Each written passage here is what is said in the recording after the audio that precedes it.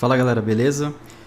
No último vídeo no canal eu mostrei para vocês como é que um ransomware funciona, né? Todos os passos até a gente chegar na real infecção.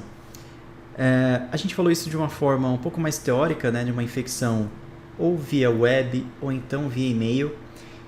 E hoje então eu vou falar como é que isso funciona na prática. Na verdade eu vou mostrar para vocês até o último passo, que é a criptografia dos arquivos em disco, beleza? Então a gente vai fazer exatamente isso agora. A gente vai ver um link malicioso recebido por e-mail, onde a gente vai entrar nesse e-mail, vai entrar nesse link, vai ter acesso a uma infraestrutura maliciosa, a gente vai fazer o download do payload do ransomware. Esse ransomware, então, uma variante de demonstração, mas uma variante real, vai fazer a comunicação de comando e controle, vai deixar os arquivos inacessíveis, né? E a gente vai ver ali a solicitação de resgate, beleza? Mostrei para vocês também que a grande maioria dos ransomwares utilizam um vetor de comunicação via DNS, por isso proteger essa camada é extremamente importante, afinal de contas, se a gente tem somente uma solução de Secure Web Gateway, né? E justamente por tratar apenas de verificação e inspeção nas portas web 8443, HTTP e HTTPS respectivamente, se a gente tem um dispositivo interno infectado, ele vai facilmente se evadir desse mecanismo de verificação de um proxy, certo? Porém, por um outro lado, se a gente tem uma solução como, por exemplo, o Cisco Umbrella, que trabalha na camada de DNS, 91% dessas chamadas de comando e controle podem ser bloqueadas nesse segmento. Então, apenas um resumo bem rápido aí do que a gente falou para entregar uma resposta rápida para um ataque como esse. O ambiente de demonstração que eu preparei, então, ele tem um Next Generation Firewall, ele tem proteção de segurança de e-mail e tem também proteção de segurança na camada de DNS. Cada solução aqui está com a sua respectiva cor. Então, aqui na legenda, a gente tem o nome dessas soluções da Cisco que eu estou utilizando para proteger esse ambiente, tá? Então, como eu falei, segurança de DNS, né? O Cisco Umbrella ele trabalha em 3 segmentos de comunicação diferentes, né? 3 passos diferentes aqui da execução de um ataque como esse. E a gente tem uma solução de EPP e EDR, que é o AMP for Endpoints. É a nossa solução da Cisco de antivírus e de anti-malware, beleza? Então a gente vai ver todas essas soluções em funcionamento, como é que elas se comportam para detectar um ataque como esse, e aí a gente vai desabilitar uma a uma e ver qual que é o comportamento esperado do endpoint, beleza? Então, tô aqui na telinha do ambiente de demonstração, tá? Aqui eu tô simulando um usuário em roaming. Então, o que isso significa? Eu tenho um client aqui chamado Umbrella Roaming Client, que ele fornece proteção para dispositivos que estão fora do ambiente corporativo e não estão conectados à VPN. Se eu não estou conectado na VPN da minha empresa, eu não estou passando pelos mecanismos de proteção que estão lá no perímetro, como o firewall, como o proxy. Eu estou dependendo apenas da solução de antivírus, né? E como solução de antivírus, esse aqui é o AMP for Endpoints, um conector extremamente leve. Dá para ver aqui pela execução de processo a quantidade de CPU e memória que ele está usando nesse momento, né? Então, bem leve mesmo esse conector, beleza? Claro, né? Eu falei que eu tenho o firewall aqui, falei que eu tenho segurança de e-mail, mas a gente configurou alguns bypass para justamente poder executar um ataque, tá? Então aqui eu estou simulando que esse e-mail passou, né? Esse último e-mail aqui, ele passou do mecanismo de verificação da camada de e-mail, da solução de segurança de e-mail. Estou usando o Cisco Cloud Email Security, mas eu tenho outros exemplos, né, que mostram que eu consegui verificar uma mensagem suspeita como potencial tentativa de phishing. Então, se eu clicar nesse link aqui, por exemplo, ele vai abrir primeiramente em uma sandbox. Dá para ver aqui pelo início do link, né? Ele reescreve esse endereço. Então ele faz análise, coloca para mim que essa página é possivelmente maliciosa, e aqui eu tenho a opção de sair da área protegida e entrar no site diretamente, ou de simplesmente sair desse site e reportar como malicioso. Claro que em um ambiente de produção a gente jamais vai deixar essa decisão para o usuário final, mas aqui se trata de um ambiente de demonstração, por isso foi configurado dessa forma. Se eu clicar aqui em Yes, ele vai tentar entrar no site, vai fazer a tradução do endereço, e a solução que trabalha justamente nesse segmento de DNS, que é o Cisco Umbrella, já identificou esse site como malicioso. Então, peço para vocês que não acessem esse site, é um site verdadeiro e ele contém variantes reais de ransomware que podem criptografar o seu computador e aí você vai perder os seus arquivos e eu não gostaria que isso acontecesse, beleza? Então, seguindo aqui na nossa demonstração, estou fazendo isso tudo em um ambiente isolado e protegido, tá? Com todos os mecanismos de segurança possíveis, né? Para que essa ameaça não infecte meu computador. Aqui eu tenho outro exemplo onde um malware foi detectado em anexo nesse e-mail e aqui eu já tenho a resposta, né? Que esse anexo foi dropado, por isso que o e-mail está em branco.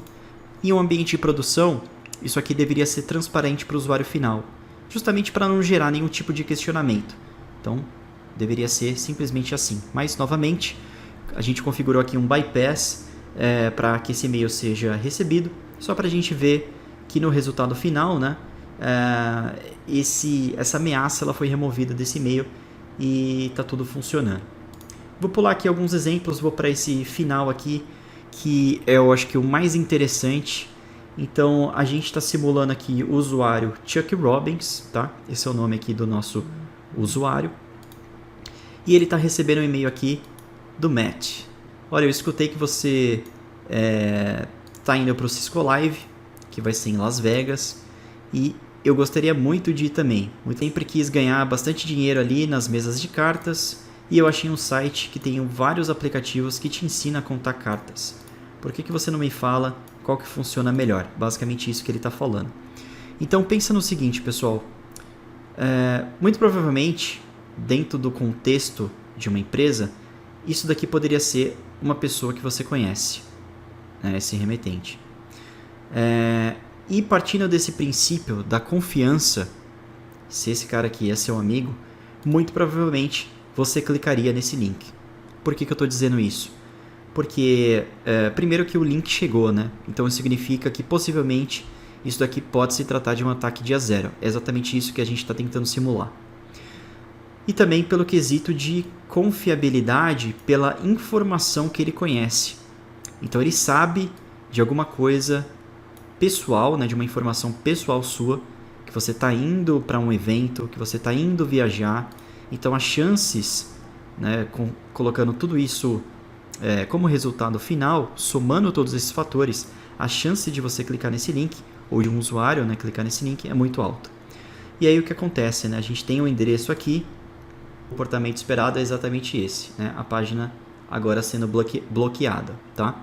Então toda vez que eu coloco aqui um endereço, né, o que acontece? A tradução desse nome é feita por um protocolo chamado DNS.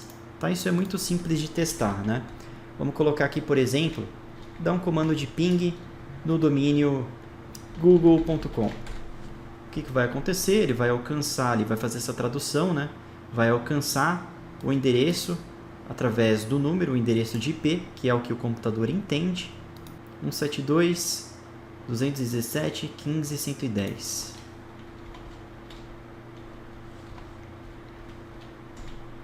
O que vocês acham que vai acontecer quando eu colocar esse endereço aqui? Ele fez a tradução do DNS reverso, do endereço de IP, para o nome. Então pense que o DNS é como se fosse uma espécie de lista telefônica, né? A gente tem os nomes, é muito mais fácil decorar nomes do que números, né? E isso facilita a nossa vida, assim como uma lista telefônica também para a internet. Seria inviável decorar o endereço de IP de todos os sites que existem. Não é mesmo? Então, é assim que funciona o serviço de DNS recursivo, né? Que é o Umbrella. Tá? Durante a tradução desse nome, a gente vai fazer uma consulta na nossa base de inteligência. Se esse endereço for conhecido por ser malicioso, a gente faz o bloqueio instantaneamente. Beleza?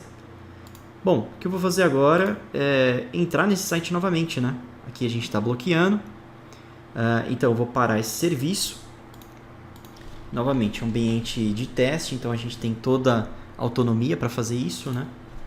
Mas, normalmente, em um ambiente em produção, tem como a gente evitar com que o usuário, mesmo com acesso administrativo, ele pare esse serviço do roaming client. Então, sumiu aqui no canto inferior direito. Vou fazer, só para evitar qualquer problema com relação a cache, vou pesquisar aqui rapidamente a parte de histórico e limpar o histórico do navegador, só para a gente não ter nenhum problema.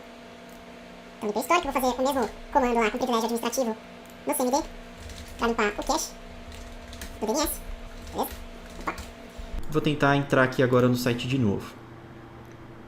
Então, beleza. Agora correu tudo bem, deu tudo certo, tenho acesso ao site. O que eu vou fazer? Vou tentar baixar aqui uma variante de um ransomware. Então, novamente, pessoal, esse site aqui tem variantes reais para treinamento e demonstração. Então, não acessem, mesmo se for em um ambiente seguro. Não corram esse risco, beleza? Baixei aqui. No mesmo tempo que eu cliquei nesse link, o Cisco AMP já me falou, opa, isso daí é algo malicioso. Coloquei em quarentena, detectei essa ameaça e coloquei em quarentena. Não deu nem tempo de salvar, né, aqui no browser. Até o próprio Chrome, ele já reporta nesse arquivo como um arquivo perigoso. Então, se eu colocar aqui em keep anyway, vai ver que dá um erro, né? Porque o AMP ele já bloqueou esse arquivo, certo? Então, assim, por mais que se trate de uma variante até mesmo relativamente antiga, né? As primeiras amostras dessa variante de ransomware foram identificadas em 2016, ainda assim é uma boa demonstração para a gente explicar o funcionamento de um ransomware, beleza? Então, se a gente voltar aqui justamente nessa telinha, deixa eu até limpar as anotações aqui para ficar mais simples. A gente seguiu exatamente esses passos, né? A gente entrou em um site malicioso, ele inicialmente foi bloqueado na camada de DNS. Quando a gente desabilitou esse serviço, a gente perdeu segurança em todos esses segmentos. Então, a gente conseguiu entrar no site, a gente conseguiu clicar ali no link malicioso que levava a uma outra infraestrutura, né? Outro servidor na web, onde essa ameaça estava hospedada, mas aí a gente barrou na solução de EPP e EDR no AMP for Endpoints, que bloqueou a execução, né, o download desse arquivo nesse momento. Então, o que a gente vai fazer? A gente vai bloquear, a gente vai parar o serviço do AMP também, para conseguir baixar esse arquivo e poder analisar ele, beleza? Então, agora eu não preciso mais fechar e limpar o cache, né? Eu não estou contando com a solução do Cisco Umbrella. Então, eu só vou abrir aqui o serviço, vou procurar por Cisco AMP for Endpoints e vou parar o serviço do AMP. Abrindo ele aqui, o status automaticamente de conectado vai mostrar que o serviço foi interrompido, então a gente não tem mais essa proteção. E agora, provavelmente, né, mesmo com as mensagens de erro ali do navegador, eu posso conseguir baixar esse arquivo. Vamos ver. Deixa eu ver aqui então, show all, vou manter o arquivo, keep anyway, beleza, tá lá. Abri aqui a página, a pasta de downloads, Jigsaw tá aqui. Temos o arquivo aqui malicioso, já a gente vai executar ele. Antes disso eu quero só criar um arquivo aqui, para realmente mostrar para vocês que se trata de uma variante real. Vou chamar aqui um arquivo txt de demo de ransomware. Vou escrever alguma coisa aqui. Demonstração de ransomware Jigsaw para o canal Segurança Descomplicada. Beleza. Vou salvar aqui o arquivinho de texto. Então, nossa informação está lá. Só vou aumentar a fonte aqui para a gente poder ver melhor no vídeo. Beleza, tá ali. Nessa máquina aqui, na pasta de documentos também tem alguns outros arquivos. Alguns arquivos PDF, alguns arquivos de Visio, de Word. Realmente tentando simular o mais próximo possível de um computador corporativo. Beleza? Então vamos lá, vamos executar aqui, sem mais delongas, né? O Jigsaw. Você vê que o nome de onde ele está sendo executado, né? Ele coloca aqui basicamente como se fosse um Dropbox para tentar enganar o usuário. Então, ele tem uma execução bem simples, para falar a verdade. Vamos deixar ele rodando aqui por enquanto. Então, beleza. Resumindo, a gente recebeu ali um e-mail com um link malicioso, certo? Acessamos esse link, a gente teve acesso à infraestrutura maliciosa, baixou o payload do ransomware e nesse exato momento essa etapa está acontecendo. Ele está fazendo a comunicação de comando e controle para solicitar a chave de criptografia. Essa variante, pelo que eu estava vendo e estudando ali, ela utiliza a criptografia AES 192. Tá? Vou mostrar ali depois para vocês. Para deixar os nossos arquivos inacessíveis e pedir o resgate. Beleza? Então vamos voltar lá, já que provavelmente nossos arquivos já foram criptografados. Realmente tudo criptografado, aliás, nem tudo, né? Essa variante aqui, ela seleciona apenas alguns tipos de extensão, mas dá para ver que o arquivo de texto que a gente criou inicialmente, ele foi alterado para o arquivo divertido.fan file. Muita gente pergunta, né, se realmente é uma variante real e se alterar a extensão desse arquivo de volta para TXT, se eu vou ter acesso ao meu arquivo novamente. Então, estou fazendo isso exatamente agora e dá para ver, né, que o arquivo está totalmente criptografado. Vou dar um pause aqui para ele terminar de construir a mensagem rapidamente. Pronto. Com as maravilhas da edição de vídeo, agora a gente não precisa esperar que o Jigsaw, que o Billy, né, esse bonequinho do filme Jogos Mortais, construa aqui toda a nossa mensagem. A gente consegue fazer uma engenharia reversa porque ele foi feito com framework.NET, tá? Então, se a gente abrir, por exemplo, aqui o gerenciador de tarefas e ver os processos em execução, justamente pelo nome do arquivo, quando a gente foi executar, né, viu que ele estava colocando ali como processo, como se fosse o Dropbox.exe e a descrição dele Firefox. Né? Então, relativamente simples essa execução e o funcionamento dele, né? Basicamente esse processo aqui que está em execução, mas acho que um usuário com um pouco menos de experiência talvez executasse esse arquivo, né, e teria sido enganado por ele. Mesmo a variante sendo antiga, mesmo com todas as mensagens de aviso, as pessoas têm muito essa questão cultural, né, de clicar nas informações sem ler direito aonde está chegando. Justamente pelo fator confiança, receber esse arquivo de algum amigo, ele jamais ia me colocar em uma roubada. Mas, na verdade, né, como que a gente pode ter certeza que realmente foi o seu amigo que mandou essa mensagem? Se ele foi também vítima de um ataque e estão fazendo um spoofing da identidade, ou seja, estão roubando a identidade dele e mandando um e-mail em nome dele, né? Então tem que investigar melhor, tem que entender que a gente não deve sair clicando em todos os links, mesmo que esse e-mail tenha sido enviado de um amigo. Outras boas práticas, né, com relação à proteção contra ransomware. Ter o backup das suas informações, obviamente, fazer isso de forma regular, tá? E claro, né, certifique-se que depois que você terminou o backup, se você fez isso em um dispositivo móvel e não na nuvem, por exemplo, tira o backup, né? Tira o pendrive, o seu dispositivo móvel ali do computador se você não for utilizar. Claro, ter as soluções de segurança, né? Quanto mais soluções a gente tem em camadas diferentes, melhor, mas segurança nunca vai ser 100%. Segurança sempre vai se tratar em diminuir o risco até um nível aceitável. O que é um nível aceitável para um usuário doméstico, por exemplo?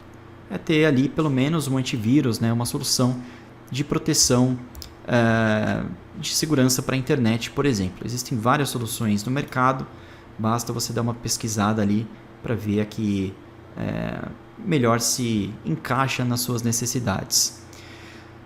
Um ransomware ou outros tipos de malware, eles podem facilmente explorar vulnerabilidades em programas legítimos, né? Então, certifique-se sempre que os seus softwares estão atualizados, justamente para evitar esses buracos, né? Essas lacunas de vulnerabilidades no seu sistema. E claro, né? Jamais, em hipótese alguma, faça o pagamento do ransomware. Primeiro porque você não sabe se eles realmente vão devolver as suas informações, os seus arquivos, né?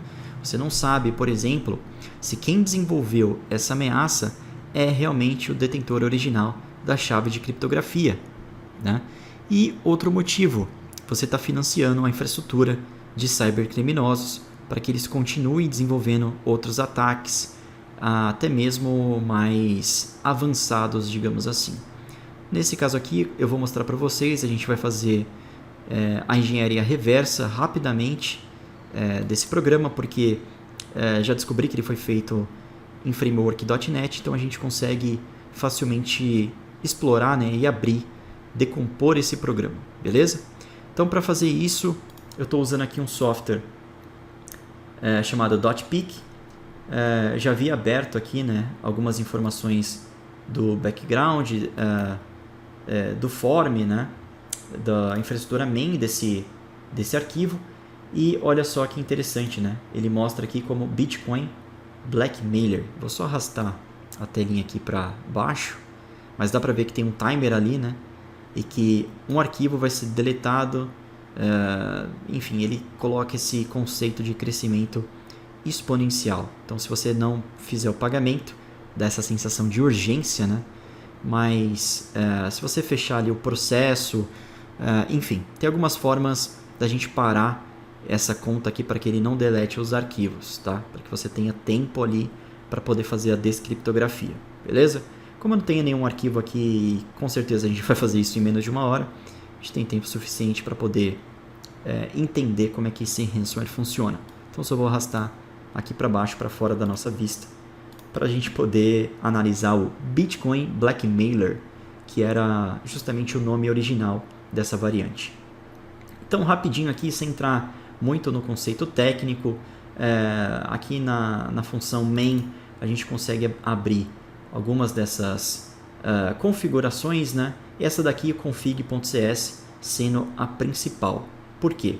Aqui a gente tem informações muito importantes desse arquivo executável. Primeiro que, qual que é o título desse arquivo? Como a gente viu ali no processo, Firefox, né? Bem mal feito. O tipo da extensão que ele vai colocar os arquivos, outra parte bastante importante, .fa, né? Um arquivo divertido, o tamanho máximo do arquivo que ele vai criptografar e outra coisa muito importante, encryption password. Então, através desse string aqui, né, dá para identificar que isso foi feito em ASCII, né? Então, a gente consegue fazer a mudança aqui para um valor binário, pesquisei aqui rapidamente no Google um site que faz isso. Para não perder tempo contando um a um, só joguei aqui nesse outro site chamado Ladder Count. E aí a gente consegue descobrir facilmente que se trata de um arquivo binário, né, com 192 bits. Então, muito provavelmente, o que está sendo utilizado aqui é uma chave de criptografia AES, né, 192, então, que é uma chave simétrica, ou seja, o mesmo segredo, né, digamos assim, que é utilizado para criptografar as informações, também é utilizado para a descriptografia. Dá para ver aqui o caminho então que ele toma, ele pode assumir o nome desse processo ou como Firefox, e aqui, né, toda a mensagem que ele constrói. Outra parte interessante, vou abrir aqui, deixa eu até fechar para abrir de novo, porque eu tinha aberto antes e depois, quando eu ativei o antivírus, ele deletou. Mas tem esse form aqui de background, dá para ver outras boas informações também, né, de como ele funciona com relação às variáveis de timer. E aqui a parte de criptografia. Então dá para ver outras variantes também, né, outros objetos que mostram como é que esse ransomware funciona.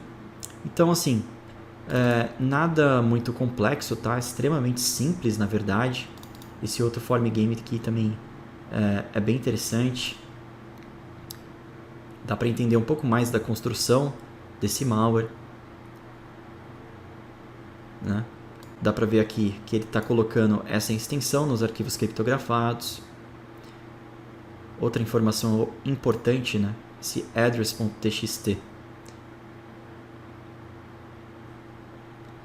E aí, se a gente tenta, por exemplo, né, cancelar ou fechar ali a janela, ele aparece essa mensagem. Então, vamos ver aqui o que acontece. Close window. Exatamente isso, né? Dá um OK. Então ele fala, né? E aqui a gente pode seguir no código se essa janela for fechada, tudo que pode acontecer aqui. Beleza? Então não vou entrar aqui muito no detalhe no código, não é minha ideia. Aqui até aparece, né, se você fizer o pagamento, qual mensagem que vai aparecer. Então ele faz realmente a descriptografia, aparentemente, mas como eu falei, isso nunca é uma garantia. Beleza? Então, só por uma questão de curiosidade mesmo, quis mostrar aqui o código, né, desse malware. Então, uma informação tão fácil de encontrar por aí, por isso que eu quis abrir aqui para vocês. Beleza? Bom, o que a gente vai fazer agora? A gente vai, eventualmente, remover essa ameaça, né? Não vamos só, coitado do computador, criptografar tudo, vamos também ver como é que funciona do outro lado, beleza? Então, beleza. A gente sabe que tem alguns processos aqui referentes a esse ransomware. A gente terminando, então, esse processo, some essa mensagem e a gente tem um tempo aí para trabalhar em paz para poder descriptografar essa máquina. Beleza, então tenho aqui o meu decryptor do Jigsaw, uma das versões existentes. Baixando aqui para testar um outro modo. Vamos seguir aqui as informações de instalação e ver se funciona. Vou colocar aqui somente o desktop para a gente tentar recuperar esse arquivo que a gente criou. Ele está aqui o C. E vamos dar um start. Beleza. Vou optar aqui por não escolher fazer o backup, só para descriptografar. Deu como completo. Fechei.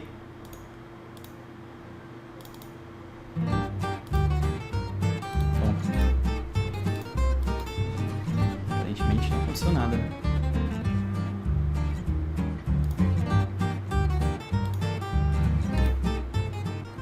Bom, pessoal, fiz mais um teste aqui. O que eu estava fazendo de errado era que eu havia alterado a extensão do arquivo e não tinha salvado corretamente, né? Então ele não estava detectando, eu não estava fazendo a descriptografia. Agora, se eu tento abrir esse arquivo de novo, mesmo ele sem extensão, seleciono o Notepad, dá para ver que o arquivo foi recuperado, beleza?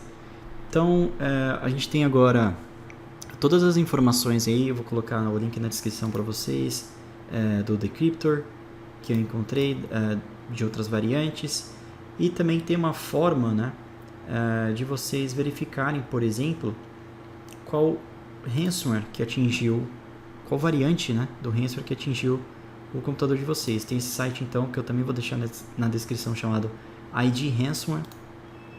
Então aqui você pode fazer o upload de algum arquivo ou colocar tanto da nota que ele pode deixar de um endereço, de uma carteira de Bitcoin ou de e-mail, né?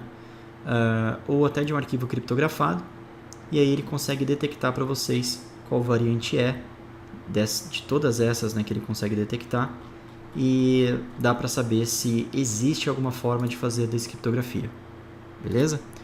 Então isso encerra o vídeo de hoje, espero que tenha sido informativo para vocês. Obrigado por assistir, valeu!